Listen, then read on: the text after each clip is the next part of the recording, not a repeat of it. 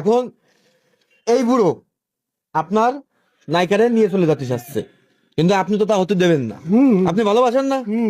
আপনি এখন নায়িকারা বলবেন, মানে নায়িকারা আপনি ভালোবাসেন, সেই মুহূর্তে আপনি বলেন যে তুমি শুধু আমার, না এরকম করে আপনার মনের দুটো কথা কন যে নায়িকা আপনার কাছে থাকতে বাধ্য। ধরেন এই হাত দিলাম, ধরেন নায়িকারা এবার সিনই নেন, কন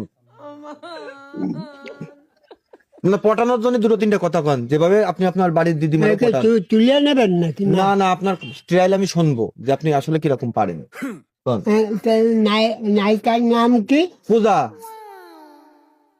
পূজা, তুমি আমারই সব। আমি তোমার ছোটবেলাতে খুবই ভালোবাসি, আর তুমি চলে গেলে তো আমি বাঁচবো না। না না নারায়ণ, আমি তোমাকে ছেড়ে কখনোই যাব না। তাহলে ঠিক আছে, তুমি কি চাও আমি সব কিনে দেব। আমার জন্য তুমি একটা বিমান কিনতে পারবে নারায়ণ? মানুষ তো তাও? পাখির মতো আকাশে ওড়ে, আমিও চাই তোমার সাথে আকাশে আর উঠতে। তাও তুমি চেষ্টা করে দেখো, কিনেই দিতে পারবো। তোমার বিমান কেনার মতো সামর্থ্য কি আছে নারায়ণ? তা আছে। যা আছে বিক্রি করে আমার জন্য করবে? হ্যাঁ, নারায়ণ, তোমার ভালোবাসায় আমি মুগ্ধ। তবে বিয়ের পরে তুমি কয়টা ছেলে মেয়ে নিতে চাও নারায়ণ? দুটো। কেন দুটো? বেশি হলে তো সমস্যা।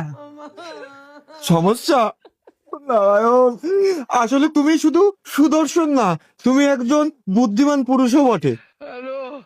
তোমার মতো নায়ক, তোমার মতো রূপবান স্বামী পাওয়া প্রত্যেকটা মেয়ের জন্যই ভাগ্য নারায়ণ।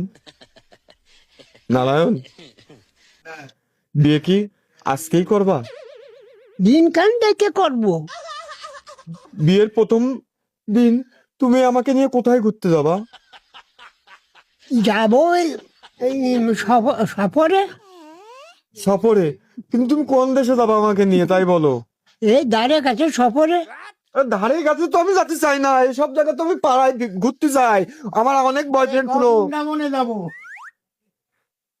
ও লোকের ভিতরে কোনো রসকস নেই, ওগুনি কয় বৃন্দাবনে যাবে।